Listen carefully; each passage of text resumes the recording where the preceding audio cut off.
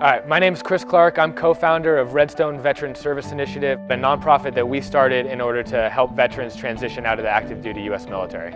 My name's Garrett Smith. I'm also a United States Marine Corps veteran. My co-founders and I put together this awesome project for veterans to deploy in a small team of 8 to 10 guys to the Philippines, where they're going to be able to contribute to meaningful disaster preparedness and response efforts with our partner NGOs. You develop a certain skill set while you're in the military, and that skill set is mainly and primarily used for winning the nation's battles. And it's hard to necessarily know how and where and when is appropriate to apply those into a civilian setting. Well, humanitarian crises and disasters often have a very critical need for those exact same skills that one would use in combat, but for a totally different purpose. So Nate, Garrett, and myself basically came up with this idea to reach out to these guys and to help them achieve some of the levels of success that we had been able to in the civilian world. So our team is going to be working in the coastal Philippines for the entire duration of the 4-month program. During that time, they're going to be working hand in hand with local partners in tackling really difficult disaster preparedness and response problems.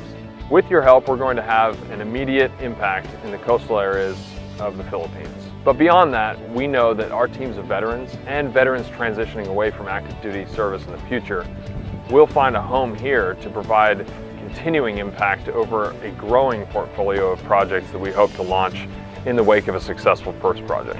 You operate in such a tight-knit community when you're in the Marine Corps or when you're in any branch of service. You get out and it's, for a lot of guys, it's very difficult to adjust to the civilian world.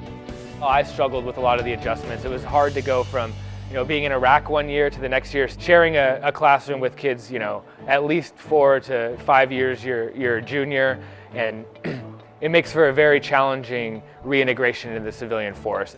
These guys are going to have exposure to not only humanitarian service opportunities, but also educational and professional development and networking opportunities that will allow them to transition from our project into academics or into the civilian workforce. And through this project, we hope that these guys are going to develop an outlook and a goal-oriented perspective on their future lives and see a lot of success.